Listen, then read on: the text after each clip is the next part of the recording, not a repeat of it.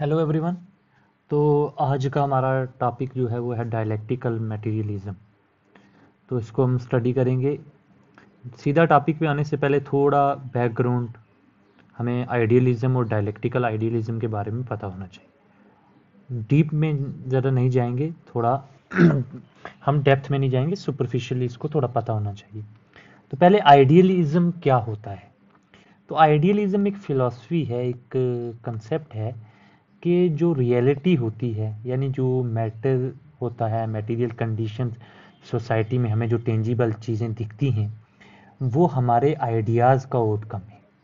यानी पहले हमारे आइडियाज़ एग्जिस्ट करते हैं, उसके बाद सोसाइटी में चीज़ें जो हैं वो क्रिएट होती हैं। ठीक है। Social conditions are shaped by our consciousness.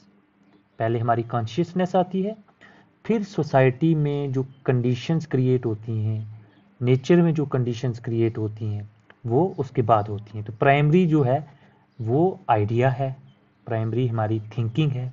तो idea is prior to reality, या फिर हम इसी को दूसरी लैंग्वेज में कह सकते हैं, mind is prior to matter. यानी मैटर बाद में आता है, पहले माइंड आता है। एग्जाम्पल से समझेंगे, जैसे कोई घर है, ये एक मैटर है, मटेरियल कंडीशन है, सोसाइटी में एग्जिस्ट करती है। तो ये घर पहले तो एग्जिस्ट नहीं करता, पहले इसका आइडिया एग्जिस्ट करता है।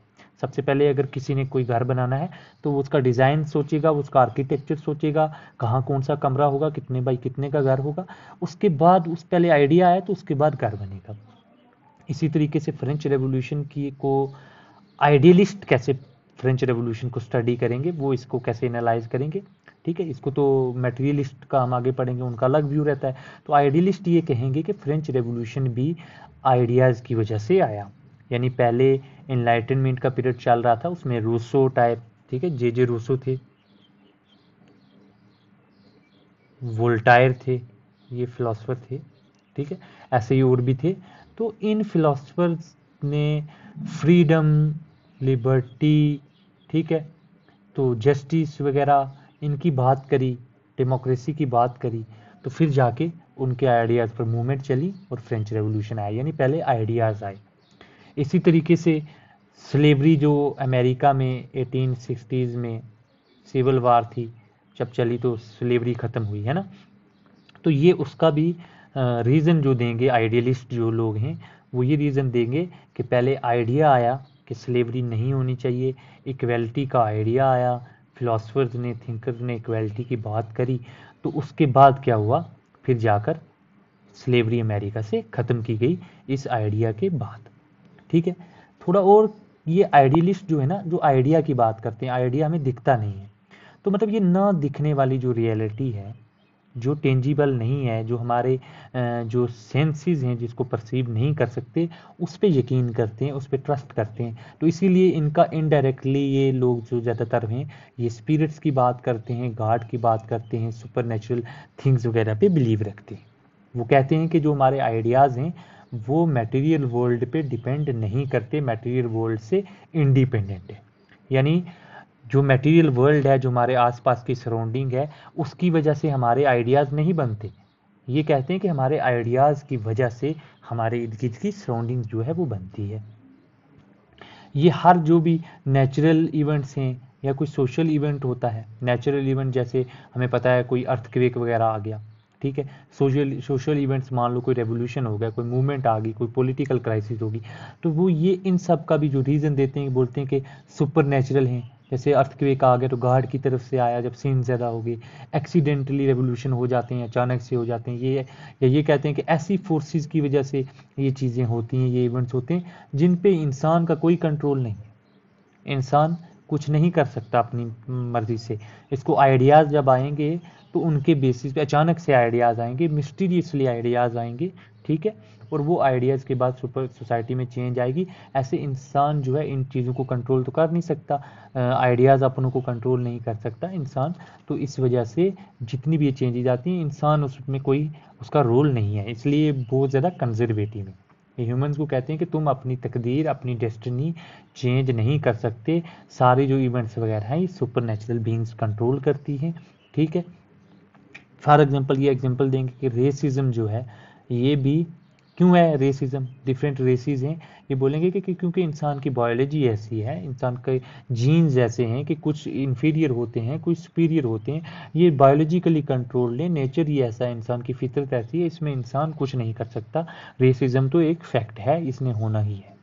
इसी तरीके से साउथ अफ्रीका में जो अपार्थाइड सिस्टम था, उसको ये बोलेंगे कि वाइट लोगों को ब्लैक लोगों के लिए नफरत थी, उनकी इविल नेचर था वाइट लोगों का, इल विल थी, उस वजह से उन्होंने ये सिस्टम क्रिएट किया, ब्लैक लोगों को स्लेव बनाया और उनको ऊपर रूल किया। ठीक है, ये और कोई एक्सप्लेनेशन नहीं देंगे, कोई कंडीशन, इकोनॉमिक कंडीशन कैसे थी, उन लोगों ने किस तरीके से अपने कैपिटलिस्टिक सिस्टम को, अपनी फैक्ट्रीज को चलाने के लिए लेबर चाहिए थी, उसके लिए ब्लैक्स को एक मोहरा बनाया है, उनको स्लेव्स बनाया वगैरह, ताकि उनका फ़ायदा उठाया जा सके, ऐसी एक्सप्लेनेशन नहीं देंगे। ये लोग ill will, evil nature, hatred, जिन चीज़ों को हम देख नहीं सकते, जो आइडियल हैं, उन चीज़ों के बारे में बात करते हैं। ठीक है, और ये कहते हैं आइडियाज़ हम खुद बहुत जानबूझ के जनरेट नहीं करते, आइडियाज़ हमारे पास मिस्टीरियसली आते हैं, क्योंकि पहले आइडिया आता है, फिर ही सोसाइटी में कंडीशंस बनती हैं। हैगल जो था एक फिलोसफर था, उसने कंसेप्ट दिया डायलेक्टिकल आइडियलिज्म का।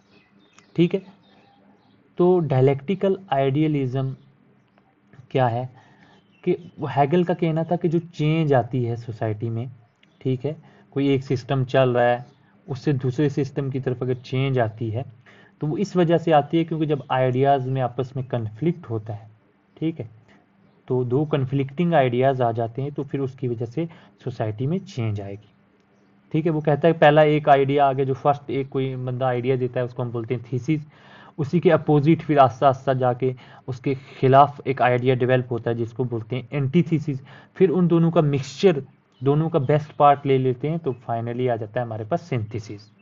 ठीक है, जैसे एग्जांपल दें, पहले तो प्रोमिस्किटी थी, सोसाइटी जब प्रीमिटिव थी, प्रोमिस्कस सिस्टम में कोई फैमिली नहीं थी, किसी से भी को मतलब बहुत सारे मेन जो हैं बहुत सारी वीमेन से सेक्स करते थे। ठीक है, एक एक वीमेन से पॉलीएंड्री टाइप ऐसे पॉलीगॉमी था, वैसे सिस्टम थे। ठीक है, कोई फैमिली का कंसेप्ट नहीं था, कोई ब्रदरहुड, मदरहुड, फादरहुड का कोई कंसेप्ट नहीं था। तो फिर आस्ता आस्ता एक आइडिया आया कि फैमिली होनी चाहिए। ठीक है, उसमें ताकि मदर फादर में रिलेशंस हों, चिल्ड्रन की देखभाल हो, केयर हो, वो फ्यूचर में जाके माँ बाप की हेल्प करें, ऐसे आइडियाज़ आए। तो फैमिली का कंसेप्ट, फिर फैमिली आने लगी, मैरिज सिस्टम आया। ठीक है, ये प्रॉपर्टी कैसे डिस्ट्रीब्यूट होगी चिल्ड्रन में, वैसे लॉज आए, तो ये आइडिया के बाद आया। फिर वो कहते हैं कि जब फैमिली में ही लॉयल्टी बढ़ने लगी, तो बहुत सारी फैमिलीज में आपस में कन्फ्लिक्ट होने लगी, सोसाइटी के लिए, कलेक्टिव गोल के लिए लॉयल्टी कम होने लगी। तो इस वजह से फिर उसका एंटी थीसिस आया कि नहीं, फैमिली सिस्टम का जो ये प्रॉब्लम्स क्रिएट कर रही है सोसाइटी में, इसके लिए एक सिविल सोसाइटी होनी चाहिए, बहुत सारी फैमिलीज़ में भी आपस में उनके इंटरेस्ट की भी बात हो, कॉमन इंटरेस्ट वाली बहुत सारी फैमिलीज टूगेदर आके अपनी ऑर्गेनाइजेशन बनाएं। फिर उसके बाद और ज़्यादा इन दोनों का जो सिविल सोसाइटी है उसका भी एक सिंथेसिस आया, सिविल सोसाइटी और फैमिली का लेकर, जो कि स्टेट की फॉर्म में आया। इसी तरीके के से एक और एग्जांपल से समझेंगे, पहले डेमोक्रेसी का कंसेप्ट आया, आइडिया आया जब, ठीक है, एनलाइटनमेंट पीरियड के बाद, तो फ्रेंच रेवोल्यूशन वगैरह हुआ, तो फिर वो उसके साथ कैपिटलिज्म आया, क्योंकि जब हम फ्रीडम की बात करेंगे, लिबर्टी की बात करेंगे, तो फिर कैपिटलिज्म आएगा कि अपने अपने टैलेंट के हिसाब से इंसान को डेवलप करने दो। जब उसकी बहुत सारी कैपिटलिज्म ने आगे प्रॉब्लम्स क्रिएट करी, तो उन प्रॉब्लम्स के वजह से कैपिटलिज्म का एंटीथीसिस क्या आया, कौन सा आइडिया आया, सोशलिज्म का। ये थीसिस था और सोशलिज्म कैपिटलिज्म का एंटीथीसिस था। और फिर उसकी भी बहुत सारी प्रॉब्लम्स पे जब इसका भी क्रिटिसिज्म होने लगा, ठीक है, तो फाइनली जो आजकल सोसाइटी में ज़्यादातर मिलता है वो है सोशल कैपिटलिज्म, यानी एक किस्म की मिक्स्ड इकोनॉमी, थोड़ा चीज़ें स्टेट भी कंट्रोल करेगी और कुछ जैसे हेल्थ हो गया, एजुकेशन हो गया, ये चीज़ें स्टेट प्रोवाइड करती है। और फिर साथ साथ में मिक्स्ड प्राइवेट इकोनॉमी, मतलब प्राइवेट जो प्राइवेटाइजेशन भी होने लगी, बहुत सारी कंपनीज जो हैं प्राइवेट भी हैं आजकल, तो जैसे एजुकेशन भी काफ़ी हद तक प्राइवेट हो चुका है। ठीक है, तो ये एक डायलेक्टिकल आइडियलिज्म का कंसेप्ट है कि चेंज कैसे आती है। ठीक है, अब बात करें मटेरियलिज्म की, तो मटेरियलिज्म कंसेप्ट टोटली आइडियलिज्म के अपोजिट है। ठीक है, जैसे मटेरियलिस्ट जो बोलते हैं वो आइडियलिस्ट के टोटली खिलाफ बोलेंगे। तो आइडियलिस्ट के लिए पहले माइंड आता है फिर मैटर आता है, इनके लिए पहले मैटर आता है फिर माइंड आता है। यानी हमारे माइंड में जितनी भी थॉट क्रिएट होती हैं, जितने भी आइडियाज़ आते हैं, ये इंडिपेंडेंट नहीं है, ये हमारे इर्द गिर्द की सराउंडिंग से इन्फ्लुएंस होते हैं। ठीक है, तो सोशल कंडीशन, सोशल एग्जिस्टेंस जो है वो हमारे आइडियाज़ को, हमारी कॉन्शियसनेस को शेप करती है। ठीक है। फ्यूरबैक एक मटेरियलिस्ट था जिससे कार्ल मार्क्स भी बहुत ज़्यादा इंस्पायर्ड था। ठीक है, अब हम बात करते हैं, कुछ एग्जांपल से समझने की कोशिश करते हैं।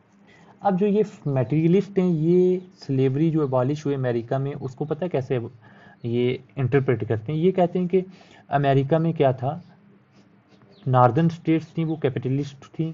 ठीक है, जो नॉर्दर्न स्टेट्स थी वो थी कैपिटलिस्ट। सदर्न स्टेट बन गई थी 1860 की बात है। सदर्न स्टेट जो है वो वैसे की वैसे फ्यूडलिस्ट थी और वहाँ पे स्लेवरी सिस्टम एग्जिस्ट करता था सदर्न स्टेट में। अब जब ये कहते हैं कि ये मटेरियल कंडीशन जब क्रिएट हो गई, तो इनकी वजह से फिर आइडिया आया स्लेवरी को ख़त्म करने का। ठीक है, तो आइडिया पहले स्लेवरी का इंडिपेंडेंट नहीं आया, इन कंडीशंस की वजह से आया। कैसे? जब कैपिटलिज्म आया तो कैपिटलिज्म को फ्री और मोबाइल लेबर चाहिए। फ्री इन द सेंस कि आज़ाद, ठीक है, और चीप।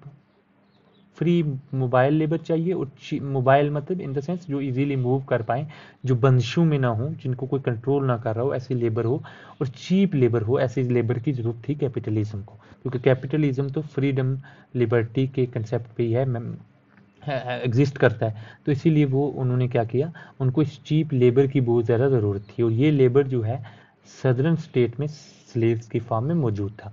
अब ये चाहते थे कि ये स्लेव्स को यहाँ से आज़ाद किया जाए, ताकि जाके ये नॉर्दर्न स्टेट की जो फैक्ट्रीज़ हैं उनमें चीप लेबर प्रोवाइड कर सके।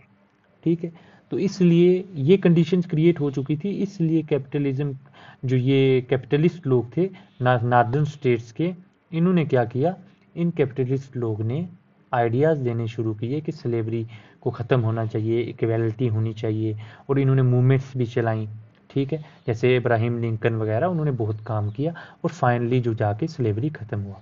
तो ये एक्सप्लेनेशन मटेरियलिस्टिक देंगे, क्योंकि उन्होंने क्या बोला कि आइडिया जो है वो सोशल कंडीशंस ऐसी बन गई थी, मटेरियल कंडीशंस ऐसी बन गई थी, इकोनॉमिक कंडीशंस ऐसी बन गई थी, उसके बाद ये concept of abolition of slavery का आइडिया आया। तो पहले आइडिया नहीं आया, पहले सोसाइटी में जो कंडीशंस ऐसी एग्जिस्ट करती थी उसके बाद आइडिया आया। ठीक है, इसी तरीके से एक और एग्जांपल समझते हैं कि कैपिटलिज्म जो था, जैसे हमने ये बात कर ही ली, उसको मोबाइल लेबर की ज़रूरत थी। ठीक है, जैसे हमें पता है कि कैपिटलिज्म को मोबाइल लेबर की ज़रूरत होती है, फ्री लेबर की ज़रूरत होती है, चीप लेबर की ज़रूरत होती है। ठीक है, और अब हम जैसे यहाँ पे स्लेवरी रोके हुए था फ्री एंड मोबाइल लेबर को, उसी तरीके से हम बात करें तो जॉइंट फैमिली भी एक किस्म की रिस्ट्रिक्शन है। जॉइंट फैमिली में इतनी रिस्पॉन्सिबिलिटी होती है, ठीक है, इतनी ज़्यादा रूल्स एंड रेगुलेशंस होते हैं, कल्चर सिस्टम ऐसा होता है कि जो लेबर होती है, उनके जो वर्कर्स, जो एडल्ट लोग हैं, वो फ्रीली जॉइंट फैमिली को छोड़ के शहरों में जाके काम करना उनके लिए थोड़ा मुश्किल होता था। ठीक है, इसीलिए वो गांव में ज़्यादातर काम करते थे। लेकिन जब कैपिटलिज्म आ गया तो फैक्ट्री सिस्टम आ गया, उनको चीप लेबर की ज़रूरत थी, तो फिर आस्ता आस्ता क्या हुआ, उनको जब चीप और सबमिसिव लेबर की ज़रूरत थी, तो आस्ता आस्ता उन्होंने कैपिटलिज्म में कंसेप्ट ऑफ क्या, न्यूक्लियर फैमिली आया, अर्बनाइजेशन होने लगी, न्यूक्लियर फैमिलीज़ बनने लगी। ठीक है, और न्यूक्लियर फैमिलीज़ को बढ़ावा देने के लिए न्यू न्यू आइडियाज़ आने लगे। कैसे आइडियाज़ आने लगे? जैसे एम्पावरमेंट ऑफ वीमेन, क्योंकि उनको वीमेन भी एज ए लेबर, कैपिटलिज्म में वीमेन को भी एज ए लेबर देखा, तो उनको पता था कि ये तो और भी सबमिसिव हैं, और भी ज़्यादा चीप है मर्दों से, तो इसलिए एम्पावरमेंट ऑफ वीमेन का आइडिया जो है वो कैपिटलिज्म की वजह से एक कंडीशन, मटेरियल कंडीशन जो एग्जिस्ट करती थी, उसकी वजह से ये आइडिया जनरेट हुआ। ये मटेरियलिस्ट जो हैं इस तरीके की एक्सप्लेनेशन देंगे, न्यूक्लियर फैमिली की भी ये ऐसी एक्सप्लेनेशन देंगे। ठीक है, अब देखो, और हम जैसे आजकल करते हैं, तो आजकल वर्क फ्रॉम होम की बात आ रही है। ठीक है, इवन लिव इन रिलेशनशिप की बात आ रही है। ठीक है, लिव इन रिलेशनशिप्स की भी जो बात आ रही है, जो और ज़्यादा मोबाइल हैं। ठीक है, कि जहाँ पे कोई दोनों वर्क कर सकते हैं, दोनों रिलेशन, मर्द औरत दोनों वर्क कर सकते हैं। ठीक है, तो ये ऐसे आइडियाज़ आ रहे हैं जो कि न्यूक्लियर फैमिली को भी मतलब प्रीमिटिव टाइप मानते हैं कि लिव इन टाइप होने चाहिए, कोई बंदिश ना हो औरत पे मर्द की तरफ से, मर्द पे कोई औरत की तरफ से ना हो, वो फ्रीली जाके काम कर सके। तो ऐसे आइडियाज़ सोसाइटी में जब कंडीशंस एग्जिस्ट करती हैं उसके बाद आते हैं। तो पहले कंडीशंस आती हैं मटेरियल कंडीशन, फिर ऐसे आइडियाज़ आते हैं, ये मटेरियलिस्ट का मानना है, ये टोटली आइडियलिज्म के खिलाफ है। ठीक है, तो ये हम और एक इसका देख लेते हैं कि मटेरियलिस्ट जो हैं वो जब भी इवेंट्स को एक्सप्लेन करते हैं तो वो मटेरियल वर्ल्ड में ही उसकी सोल्यूशन ढूंढते हैं, वो स्पिरिचुअल वर्ल्ड में वो सुपर नेचुरल बीइंग्स, वो गॉड तक नहीं पहुंचते। मटेरियलिस्ट जो होते हैं वो टोटली ज़्यादातर मटेरियलिस्ट जैसे मार्क्सिस्ट हो गए, मटेरियलिस्ट होते हैं, ये एंटी गॉड होते हैं, ये एथीस्ट्स होते हैं। ठीक है, और आइडियलिस्ट ज़्यादातर रिलीजन की तरफ जाते हैं, वो थीस्ट होते हैं। ठीक है, तो ये अपार्थाइड सिस्टम को भी बोलेंगे कि इंडस्ट्रियलाइजेशन हुआ, उसकी वजह से चीप लेबर की जरूरत थी, इसीलिए फिर स्लेवरी का कंसेप्ट, वाइट लोगों ने रेसिज्म का कंसेप्ट, स्लेवरी का ऐसे आइडियाज़ दिए, ये बायोलॉजिकल जीन्स वगैरह की बात करी, हालांकि वो गलत थी। उन्होंने सिंपल उनको चीप लेबर चाहिए थे, इसलिए उन्होंने एक सिस्टम ऑफ रेसिज्म क्रिएट किया, इन्फीरियरिटी सुपीरियरिटी की बात करने लगे, और असल में हकीकत ये थी कि उन्हें अपनी फैक्ट्रीज में चीप लेबर चाहिए था। एक और एग्जांपल करते हैं, मैं बताता हूँ कि ये बोलेंगे कि मटेरियलिस्ट बोलेंगे कि जैसे जैसे पहले फ्यूडलिज्म था, तो ये कंडीशन थी, फ्यूडलिज्म एक मटेरियल कंडीशन थी सोसाइटी में। तो उस वक्त क्या होता था, फ्यूडलिज्म में वीमेन भी काम करती थी एग्रीकल्चर फील्ड में, मेन भी करते थे, वीमेन एसेट होती थी। किसी भी फैमिली में अगर कोई औरत है तो वो क्योंकि काम करने वाली एक लेबर थी, वो एसेट होती थी, बोझ नहीं होती थी फैमिली पे। इसीलिए जब कोई शादी होती थी, तो शादी जब होती थी तो इसलिए जब शादी में एक माँ बाप अपनी बेटी को एक लड़के को देते थे, तो उसके बदले फिर क्योंकि वो अपना एसेट दे रहे हैं तो ब्राइड प्राइस लिया करते थे। तो जो हाईली फ्यूडलिस्ट सोसाइटीज़ हैं, प्रीमिटिव हैं, ट्राइबल सोसाइटीज़ हैं, उनमें आज भी जैसे नॉर्थ ईस्ट में खासी ट्राइब में ब्राइड प्राइस का कंसेप्ट है कि जो लड़का है वो लड़की वालों को पैसे देता है। ठीक है, लेकिन कैपिटलिज्म में क्या हो गया, कैपिटलिज्म में जब शुरू में, आजकल की बात नहीं, आजकल तो ज़्यादातर कंप्यूटर वर्क है, टेक्नोलॉजी इतनी बढ़ चुकी है, तो आजकल तो औरतों के एम्पावरमेंट की बात आ रही है। लेकिन शुरू में जब फैक्ट्रीज थी जिसमें बहुत ज़्यादा टफ काम करना चाहिए पड़ता था, ठीक है, टफ जॉब, पूरे दिन 11 12 घंटे काम करना पड़ता था फैक्ट्रीज में, कोयले की खानों में, माइंस वगैरह में, तो ये काम ज़्यादातर मर्द ज़्यादा करते थे, औरत ये काम नहीं कर पाती थी तब। तो इसलिए वहाँ पे औरत को कैपिटलिज्म के लिए में एक लायबिलिटी माना जाने लगा। ये शुरू के कैपिटलिज्म की बात है।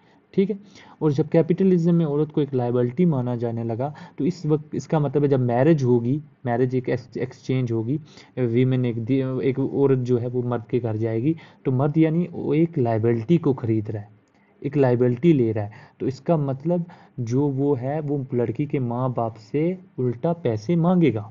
तो डॉरी का सिस्टम यहाँ पर कैपिटलिज्म में आया। हालांकि ये एक्सप्लेनेशन, मतलब ऐसी एक्सप्लेनेशन मटेरियलिस्ट लोग देंगे कि पहले कैसे कंडीशंस एग्जिस्ट करती हैं, उसके बाद आइडियाज़ आ रहे हैं। ये टोटली आइडियलिज्म के खिलाफ है मटेरियलिज्म, ऐसी एक्सप्लेनेशन वो देते हैं। अब हम बात करेंगे डायलेक्टिकल मटेरियलिज्म की, जो कि हमारा आज का मेन टॉपिक है। ठीक है, तो डायलेक्टिकल मटेरियलिज्म भी चेंज की बात करता है, डायलेक्टिकल आइडियलिज्म के टोटली खिलाफ है। तो ये कहते हैं कि जो मटेरियल वर्ल्ड है वो डायलेक्टिक्स को फॉलो करती हैं, जो प्रोसेस ऑफ डायलेक्टिक्स है, यानी अपोजिट कंट्राडिक्टरी फोर्सेस की वजह से जो चेंजेस आती हैं उसको फॉलो करती है मटेरियल वर्ल्ड भी। और इस तरीके से मटेरियल वर्ल्ड में फिर कंटिन्यूसली चेंज आती रहती है। चेंज, हेराक्लिटस ने कहा था, if there is anything constant that is change. Heraclitus ने कहा था कि अगर कोई चीज़ सोसाइटी में कॉन्स्टेंटली हो रही है तो वो चेंज है। सोसाइटी हर वक्त, सोसाइटी क्या, नेचर भी, इंसान भी, हर चीज़ हर वक्त कंटिन्यूसली उसमें चेंजेस आ रही हैं। ह्यूमन बॉडी ही आप ले लो, तो ह्यूमन बॉडी भी, उसके जो सेल्स हैं कंटिन्यूसली डाई कर रहे हैं, न्यू सेल्स क्रिएट हो रहे हैं। कुछ सालों के बाद तो टोटली एक ह्यूमन बीइंग में टोटली न्यू सेल्स आते हैं, पुराने सारे के सारे सेल्स मर चुके होते हैं। तो एक टोटली मतलब चेंज आ ही रही है, चेंज कांस्टेंट है, चेंज कॉन्स्टेंटली सोसाइटी में हो ही रही है। और जो होल यूनिवर्स है, चाहे उसमें नेचर मान लो, सोसाइटी मान लो, वो कंटिन्यूसली चेंज हो रही है। चेंज का मतलब वो डेवलप कर रही है, फिर डिसअपियर हो रही है, फिर इमर्ज हो रही है, ऐसा ये सिस्टम कंटिन्यूसली चल रहा है।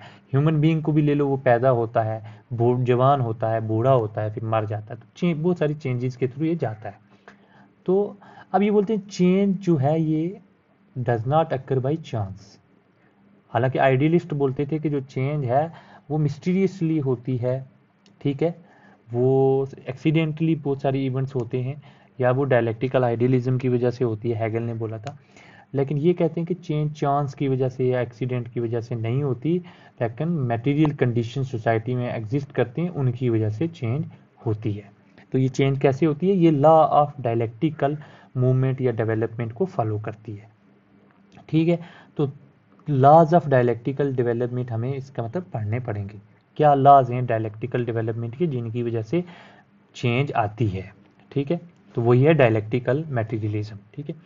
तो 3 लॉज की बात करते हैं मटेरियलिस्ट। पहला वो बोलते हैं कि पहला लॉ है डायलेक्टिकल डेवलपमेंट का, transformation of quantity into quality and vice versa. यानी क्वांटिटी जो है वो क्वालिटी में चेंज होती है और क्वालिटी क्वांटिटी में चेंज होती रहती है सोसाइटी में। यानी इसको सिंपल फॉर्म में बात करें तो चेंज जो होती है वो 2 टाइप की होती है, एक क्वांटिटेटिव चेंज होती है, क्वालिटेटिव चेंज होती है, ठीक है। क्वालिटेटिव चेंज में होता है किसी चीज़ का कम या ज़्यादा होना, इंक्रीज और डिक्रीज होना, डायमेंशंस वगैरह किसी चीज़ की, ऑब्जेक्ट की, से मान लीजिए टेम्परेचर का बढ़ना कम होना, length breadth humidity population wages इनका इंक्रीज डिक्रीज होना, ये सब चीज़ें क्वांटिटेटिव चेंज है, डायमेंशन में चेंज आ रही। क्वालिटेटिव चेंज में मतलब change in the object itself, ठीक है, इसमें क्वालिटी ही चेंज हो जाती है, करेक्टरिस्टिक्स ही ऑब्जेक्ट की चेंज हो जाती है, it is change in the quality of the object itself. इसमें क्या है कि object as a whole itself change हो जाता है, जिसकी वजह से कोई चीज़ न्यू बनती है। तो क्वालिटेटिव चेंज में एकदम न्यू कोई चीज़ उभर के आती है, जबकि क्वांटिटेटिव चेंज में सिर्फ डायमेंशंस वगैरह चेंज होती हैं, new system, new human being, new matter, new good नहीं बनती। एग्जाम्पल से समझेंगे, जैसे वाटर है, अब हम अगर टेम्परेचर बढ़ाते रहते हैं उसका, पहले 10 डिग्री था 20 डिग्री कर दिया, तो ये क्या है, क्वांटिटेटिव चेंज है। लेकिन एक पॉइंट आएगा जब इतनी ज़्यादा हीट बढ़ जाएगी, फिर वाटर वेपर्स में बदल जाएगा, तो ये क्वालिटेटिव चेंज आ गई। एकदम उस पॉइंट के बाद सडनली वेपर्स बन गया, गैसियस फॉर्म में आ गया। तो वाटर पहले लिक्विड फॉर्म में था, टेम्परेचर बढ़ाते गए तो क्वांटिटेटिव चेंज आ गई, लेकिन एक पॉइंट आया, उस पॉइंट के बाद जब टेम्परेचर बढ़ाया तो गैसियस स्टेट आ गई, मतलब क्वालिटेटिव चेंज आ गई, न्यू सिस्टम क्रिएट हो गया। इसी तरीके से टेम्परेचर को कम करते जाएंगे वाटर का, तो ये क्वांटिटेटिव चेंज है, लेकिन एक पॉइंट ऐसा आएगा उससे अगर कम करेंगे तो वो आइस की फॉर्म में फ्रीज हो जाएगा, दैट इज क्वालिटेटिव चेंज, ठीक है। तो जो क्वांटिटेटिव चेंज है वो बहुत स्लो होती है, आस्ता आस्ता होती है, लेकिन जो क्वालिटेटिव चेंज है वो सडन होती है, वो ग्रेजुअल नहीं होती है, वो सडन होती है, एब्रप्ट होती है, ठीक है। ये जैसे वाटर था, टेम्परेचर बढ़ाते गए तो यहाँ तक तो वाटर ही रहा, लेकिन एकदम सडनली फिर एकदम वो वेपर बन जाता है। इसी तरीके से कम करेंगे तो सडनली एक पॉइंट आएगा, एक सडन ब्रेक होगी, तो उस वक्त वो आइस में। तो ये जो क्वालिटेटिव चेंज है, क्वालिटेटिव चेंज जो है ये सडन है, ये इमीडिएटली होती है, एब्रप्ट है। क्वांटिटेटिव चेंज जो है ये ग्रेजुअल है, ये स्लो है, ये एवोल्यूशन की तरह है, ठीक है। तो ये पहला लॉ इसके बारे में बात करता है। तो हम बात करते हैं इसी तरीके से चेंज जब सोसाइटी में होती है तो इसमें ये कहते हैं कि सिर्फ चेंज में 2 चीज़, मतलब सोसाइटी में दोनों टाइप की चेंजेस होती हैं, एक स्लो और कॉन्टिन्यूसली जो होती रहती है, ठीक है, वो होगी क्वांटिटेटिव चेंज होती रहती है, जिसमें चीज़ें स्लोली उनकी डायमेंशंस वगैरह चेंज होती रहती हैं। लेकिन एक सर्टन पॉइंट आता है, एक सर्टन ब्रेक आती है, शार्प ब्रेक, उस वक्त जो है क्वालिटेटिव चेंज आती है, सोसाइटी में एक न्यू सिस्टम डेवलप हो जाता है, ठीक है। यानी मान लीजिए पहले कैपिटलिज्म है, तो जैसे कार्ल मार्क्स बोलता है, ये भी डायलेक्टिकल मटेरियलिस्ट है कार्ल मार्क्स, कि कैपिटलिज्म में ऐसा सब वेजेस जो हैं और कम होती रहेंगी, ठीक है, लोग पॉवर्टी और ज़्यादा होती रहेगी, पॉपुलराइजेशन होती रहेगी, प्रोलिटेरियट्स जो हैं वो ज़्यादा बढ़ते जाएंगे, ठीक है, बुर्जियाज फ्यू होते जाएंगे, और एक पॉइंट ऐसा आएगा, इन दोनों में इतना डिफरेंस हो जाएगा, एक सडन पॉइंट आएगा जब फिर रेवोल्यूशन आएगा तो सोशलिज्म आ जाएगा। तो रेवोल्यूशन इज क्वालिटेटिव चेंज, और जो बाकी मूवमेंट्स जो चेंज जो छोटी मोटी होती रहती हैं ग्रेजुअली, वो दैट इज क्वांटिटेटिव चेंज, और दोनों सोसाइटी में होती हैं। तो ये सडन पॉइंट को वो लीप इनटू द फ्यूचर भी बोलते हैं, रेवोल्यूशन वाले कंसेप्ट को, कुछ सडनली चेंज होती है। फिर एक दूसरा लॉ है law of unity and struggle of opposites, कि जो अपोजिट फोर्सेस सोसाइटी में एग्जिस्ट करती हैं, इनमें at the same time unity भी होती है और at the time same time struggle भी होती है। ठीक है, ये कहते हैं कि एक सिस्टम होता है, अगर सोशल सिस्टम मान लो, उसमें नंबर ऑफ इंस्टीट्यूशंस होते हैं, ये इंस्टीट्यूशन एक दूसरे से कनेक्टेड होते हैं, और चेंज तब आती है, एंड चेंज जो होती है सिस्टम में वो फ्रॉम विद इन होती है, यानी सिस्टम में इटसेल्फ अंदर ही ऐसी कुछ क्वांटिटेटिव चेंजेस तो होती रहती हैं, फिर एकदम एक पॉइंट आता है और क्वालिटेटिव चेंज होती है, तो चेंज सिस्टम के अंदर से ही क्रिएट होती है। ठीक है, ये जो एलिमेंट्स होते हैं, ये जो इंस्टीट्यूशंस होते हैं, ये एक दूसरे से यूनाइटेड होते हैं, और एट द सेम टाइम इनमें कांस्टेंट स्ट्रगल भी चलती रहती है। तो स्ट्रगल ज़रूरी है चेंज के लिए। जैसे ये वाला आइडिया स्ट्रगल का ना, ये डायलेक्टिकल आइडियलिज्म से लिया है, कि किस तरीके से पहले थीसिस आया, फिर उसके अपोजिट एंटीथीसिस आया स्ट्रगल में, तो फिर उनके बाद सिंथेसिस बनता। तो ये डायलेक्टिकल मटेरियलिज्म जो है, ये डायलेक्टिकल आइडियलिज्म से काफ़ी कुछ बारो करता है। ठीक है, तो ये कहते हैं कि कंट्राडिक्शन जो हैं सोसाइटी में, हर सिस्टम में, जो मर्जी सिस्टम ले लो, नेचर ले लो, सोसाइटी ले लो, उसमें कंट्राडिक्शन एग्जिस्ट करती हैं। एग्जाम्पल से समझते हैं, जैसे कि मान लीजिए कैपिटलिज्म है। अब कैपिटलिज्म में दो क्लासेस हैं, एक तो वर्कर्स हैं, लेबर्स हैं, एक कैपिटलिस्ट हैं। ये दोनों एक दूसरे के अपोजिट हैं, इनके दोनों के इंटरेस्ट एक दूसरे के खिलाफ हैं, क्योंकि कैपिटलिस्ट को प्रॉफिट कब मिलेगा। ठीक है, ये प्रॉफिट की अगर हम बात करें, प्रॉफिट होता है selling price minus cost price. अब सेलिंग प्राइस को आप एक सर्टन पॉइंट के बाद ज़्यादा इंक्रीज नहीं कर सकते प्रॉफिट के लिए, फिर नहीं तो चीज़ें बिकेंगी नहीं, इतनी महंगी हो जाएंगी। इसलिए कैपिटलिस्ट क्या करते हैं, वो कॉस्ट प्राइस को कम करना चाहेंगे। कॉस्ट प्राइस कैसे कम होगी, जब आप वेजेस को कम करोगे। सीधी सी बात है, ये कार्ल मार्क्स ये बोलता है, जब वेजेस कम करोगे तो तभी तो आप प्रॉफिट ज़्यादा होगा। अब वेजेस कम कर रहे हैं तो इसका मतलब आप वर्कर्स को कम पे कर रहे हो, उनकी मेहनत से ज़्यादा कम पे कर रहे हो। तो कैपिटलिस्ट का इंटरेस्ट तो टोटली वर्कर के खिलाफ, वर्कर चाहते हैं उनकी वेजेस ज़्यादा हो, कैपिटलिस्ट चाहते हैं उनकी वेजेस कम हो। ठीक है, तो दोनों के इंटरेस्ट अपोजिट हैं, कंट्राडिक्शन है दोनों में, क्योंकि जो वेजेस हैं वो तो लिमिटेड हैं। तो कंट्राडिक्शन बेसिकली क्या है, रिसोर्सेज, वैल्यूड रिसोर्सेज सोसाइटी में लिमिटेड हैं, उनको चाहने वाले ज़्यादा हैं, और उनकी वजह से इन दोनों में कंट्राडिक्शन है, एक स्ट्रगल है कॉन्स्ट। लेकिन एट द सेम टाइम ये लॉ कहता है कि इनमें यूनिटी भी है, फॉर द टाइम बीइंग इनमें यूनिटी भी है, ये म्यूचुअली डिपेंडेंट भी है, एक दूसरे की ज़रूरत भी है। कैपिटलिस्ट की फैक्ट्रीज लेबर के बिना नहीं चल सकती, और लेबर को वेजेस कैपिटलिस्ट के बिना नहीं मिल सकती। कैपिटलिस्ट इन्हें जॉब देते हैं, वेजेस देते हैं, और ये बदले में जो वर्कर हैं अपनी लेबर, अपना काम जो है कैपिटलिस्ट को बेचते हैं। इनके पास कैपिटल है, इनके पास लेबर है। तो किस तरीके से ये दूसरे के अपोजिट भी हैं, एट द सेम टाइम एक दूसरे के बिना रह भी नहीं सकते। लेकिन एक सिचुएशन, एक ये इतनी ज़्यादा क्वांटिटेटिव चेंजेस होती रहेंगी, इतनी वेजेस कम होती रहेंगी, तो इतनी ज़्यादा इनका नंबर बढ़ता जाएगा, इनका नंबर कम होता जाएगा, कि फिर फाइनली एब्रप्ट चेंज आएगी, रेवोल्यूशन आएगा, और एकदम से कैपिटलिज्म जो है उसकी जगह सोशलिज्म आ जाएगा। ठीक है, तो class struggle also as for profit wages must be low, ये मैंने बात कर दी। ठीक है, इसी तरीके से हम फैमिली की बात करते हैं। फैमिली एक सिस्टम है, उसमें वुमेन है, उसमें मेन है, ये इसके एलिमेंट्स आगे इंस्टीट्यूशन मान लो, ये दूसरे भी म्यूचुअली डिपेंडेंट हैं। मेन जो है कमा के लाता है, ब्रेड अर्नर है, वुमेन जो है घर का काम करती है, मेन बाहर का काम करता है, घर के काम का पैसा नहीं मिलता, इसलिए मर्द जो है औरत को पे करता है, औरत मर्द पे डिपेंडेंट है, मर्द औरत पे डिपेंडेंट है घर के काम के लिए।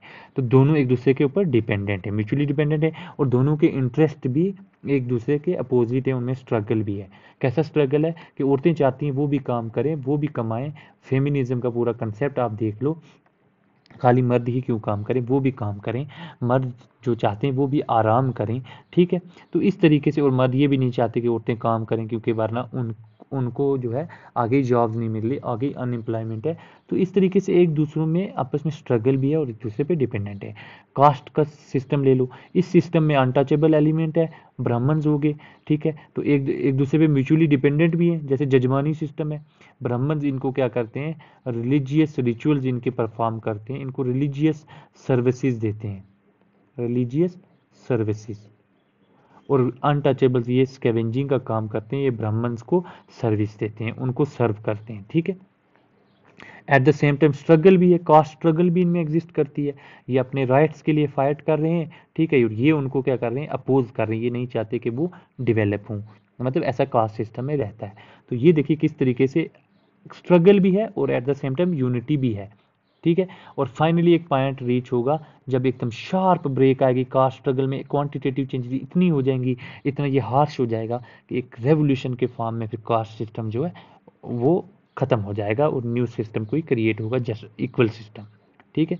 ये मटेरियलिस्ट, डायलेक्टिकल मटेरियलिस्ट ऐसा बोलेंगे। तो ये कहते हैं कि कोई भी change, no change can take place without this struggle. जब तक ये स्ट्रगल नहीं होगी तो सोसाइटी में चेंज नहीं होगी, एब्रप्ट चेंज, क्वालिटेटिव चेंज तब तक सोसाइटी में नहीं हो पाएगी। सो ये जो क्लास स्ट्रगल है ये चेंज क्रिएट करती है सोसाइटी में, क्लास स्ट्रगल होगी, कास्ट स्ट्रगल होगी, ठीक है। ये सब चेंजेस जो हैं जो सोसाइटी में इनकी वजह से चेंज आती है। तो ठीक है, अब ये बात करते हैं कि कंट्राडिक्शन भी दो टाइप की होती है। ये जो अपोजिट फोर्सेस हैं ये भी दो टाइप की, एक एंटेगोनिस्टिक और एक नॉन एंटेगोनिस्टिक। एंटेगोनिस्टिक का सिर्फ एक ही सोल्यूशन है कि क्वालिटेटिव चेंज आए, तभी जाके ये कंट्राडिक्शन रिजॉल्व हो सकती है। जैसे कि क्लास स्ट्रगल, कैपिटलिज्म और कैपिटलिस्ट में और वर्कर्स में होगी, स्लेव में और मास्टर में होगी, ठीक है, स्लेव एंड मास्टर में होगी, लॉ फ्यूडल लॉर्ड्स में होगी, एक तरफ फ्यूडल लॉर्ड्स हैं और एक तरफ उनके क्या है, सर्फ हैं। ये जो है क्लास स्ट्रगल हैं, ठीक है, इनमें जो ये रिजॉल्व कब कैसे होगी ये कन्फ्लिक्ट, ये तभी रिजॉल्व होगी जब क्वालिटेटिव चेंज हो, पूरे का पूरा सिस्टम जो है रेवोल्यूशन की वजह से खत्म हो जाए और न्यू सिस्टम आए। दूसरी एक होती है कंट्राडिक्शन जो नॉन एंटेगोनिस्टिक होती है, ये ना क्वांटिटेटिव चेंज की वजह से ही रिजॉल्व हो सकती है। जैसे मान लो बीजेपी और कांग्रेस में पॉलिटिकल कन्फ्लिक्ट है, तो इसमें हमें रेवोल्यूशन की ज़रूरत नहीं है, इसमें जस्ट इलेक्शन के बाद चीज़ें जो है क्वांटिटेटिव चेंज में ही चीज़ें जो हैं वो रिजॉल्व हो जाती हैं। ये छोटी मोटी स्ट्रगल है। तो ये कार्ल मार्क्स कहता है कि जो कैपिटलिज्म में एंटेगोनिस्टिक चेंज है, इसके लिए इसका सोल्यूशन एक ही है, क्या है, क्वालिटेटिव चेंज, रेवोल्यूशन। तीसरा लॉ और आखिरी लॉ जो है डायलेक्टिकल मटेरियलिज्म का, वो है law of negation of the negation, ठीक है। यानी जब चेंज होती है during the process of social change, कुछ जो एलिमेंट्स होते हैं ओल्ड सोसाइटी के, ओल्ड सिस्टम के, वो निगेट हो जाते हैं और कुछ को क्या है हम रीवर्क करते हैं और न्यू सिस्टम में ले लेते हैं। यानी मान लीजिए जैसे पहले फ्यूडलिज्म था, ठीक है, फ्यूडलिज्म में क्या होता था, स्मॉल स्केल लेवल पे ओनरशिप थी, जैसे पीजेंट सर्फ वगैरह थे, फ्यूडल लॉर्ड थे, उनके पास लैंड होती थी, पीजेंट सर्फ के पास बैल वगैरह तो होते थे, ठीक है। तो स्मॉल स्केल ओनरशिप होती थी छोटे लेवल पे। इसको कैपिटलिज्म ने निगेट किया, जहाँ पे लार्ज स्केल ओनरशिप आ गई कैपिटलिस्ट के पास, इनके पास बहुत ज़्यादा कैपिटल है, इनके पास बड़ी बड़ी फैक्ट्रीज और इंडस्ट्रीज़ हैं, तो अब लार्ज स्केल ओनरशिप का कंसेप्ट आया, कैपिटलिज्म ने फ्यूडलिज्म को ख़त्म करके निगेट किया। अब कैपिटलिज्म भी ऐसी कंडीशन क्रिएट करेगा, क्लास स्ट्रगल क्रिएट कर देगा और उसको फिर आस्ता आस्ता सोशलिज्म निगेट करेगा, जहाँ पे कलेक्टिव ओनरशिप का कंसेप्ट आएगा, पीजेंट्स हों, कैपिटलिस्ट हों, एटसेट्रा, सारे ओन करेंगे, सबकी प्रॉपर्टी होगी, दैट इज कलेक्टिव ओनरशिप, ठीक है। तो यहाँ पे स्मॉल स्केल ओनरशिप पीजेंट के पास भी होती थी, कैपिटलिस्ट में पीजेंट के पास कुछ नहीं, सारा का सारा फ्यू लोग होते थे, कैपिटलिस्ट वो ओन करते थे, फिर उसके खिलाफ आ गया कलेक्टिव ओनरशिप हो गई। तो किस तरीके से फ्यूडलिज्म का कुछ देखिए, यहाँ पे पीजेंट ओन करते थे, यहाँ पे कैपिटलिस्ट ओन करते हैं, तो कलेक्टिव ओनरशिप में क्या हुआ, ये दोनों ही ओन कर रहे हैं, सारे ओन कर रहे हैं, कैपिटलिस्ट भी और पीजेंट भी, तो सबकी प्रॉपर्टी है। तो यानी किस तरीके से एक निगेशन हुई, उसके बाद इसके एलिमेंट्स छोड़ दिए, न्यू एलिमेंट्स आए और फिर इसके भी छोड़ के फाइनली उनका सिंथेसिस हो गया। तो ये यही है कि लॉ ऑफ नेगेशन जो है वो थीसिस एंटीथीसिस से ये भी इंस्पायर्ड है कि एक सिस्टम जो ओल्ड सिस्टम होता है उसको निगेट करके न्यू सिस्टम आता है, फिर न्यू सिस्टम जो है उसको हम क्या करते हैं, उसकी जब निगेशन होती है तो ओल्ड सिस्टम के कुछ एलिमेंट्स भी फिर हम ले लेते हैं उनको रिवर्क करके, तो पूरी तरीके से ओल्ड सिस्टम भी गायब नहीं होता। इसकी एक और एग्जांपल है, जैसे मान लीजिए ये जो फ्रेडरिक एंजल्स था, कार्ल मार्क्स का कोलीग ही, तो उसने ये एग्जांपल दी थी कि जैसे बार्ले का सीड ले लो, ठीक है, बीज, वो जब हम बोते हैं तो वो सीड तो खुद गायब हो जाता है, उसकी जगह क्या आ जाता है, प्लांट ऑफ बार्ले, तो ये सीड निगेट हो गया। अब प्लांट ऑफ बार्ली जो है वो जब पक जाता है उसके ऊपर, ठीक है, तो उसका एक मतलब फूल लगता है, फ्रूट लगता है, वो पक जाता है, तो उसके ऊपर नंबर ऑफ सीड्स फिर लगते हैं। तो ये मतलब फाइनली जो हमारे पास प्रोडक्ट आता है वो बहुत प्रोडक्टिव होता है, ठीक है। एक सीड था, सीड निगेट करके प्लांट आया। अब जब प्लांट निगेट कर देंगे तो हमारे पास क्या आ जाएंगे, नंबर ऑफ सीड्स आ जाएंगे। एक बार्ले के साथ एक सीड से नंबर ऑफ सीड्स आएंगे। जब प्लांट भी हम निगेट कर देंगे तो इतने सारे सीड्स हमें मिल जाएंगे, ठीक है। तो ये सारा 3 कंसेप्ट थे, ठीक है। अब हिस्टोरिकल मटेरियलिज्म हम नेक्स्ट पढ़ेंगे अगली वीडियो में। तो ये देखिए किस तरीके से जो डायलेक्टिकल मटेरियलिज्म क्या है, इन 3 लॉज की वजह से, मतलब 3 लॉज हो गए, मतलब इन 3 तरीकों से सोसाइटी में चेंज आ रही है। चेंज तो एक है, वो चेंज में सोसाइटी में जब चेंज आ रही है, नेचर में चेंज आ रही है, तो उसमें ये 3 प्रोसेस, ठीक है, negation of negation, unity of opposite, और quality into quantity and quantity into quality, ये तीनों process one and the same time ये सब इकट्ठे साइमल्टेनियसली ये चल रही होती हैं, तो तब जाके चेंज आती है। तो ये है डायलेक्टिकल मटेरियलिज्म। तो आज हमने आइडियलिज्म पढ़ लिया, मटेरियलिज्म पढ़ लिया, डायलेक्टिकल आइडियलिज्म पढ़ लिया, डायलेक्टिकल मटेरियलिज्म। तो इसमें कोई भी डाउट हो आप लोग कमेंट कर सकते हैं, मैं वो क्लियर करने की कोशिश करूँगा। वीडियो को शेयर करें और इस चैनल को सब्सक्राइब करें। शुक्रिया।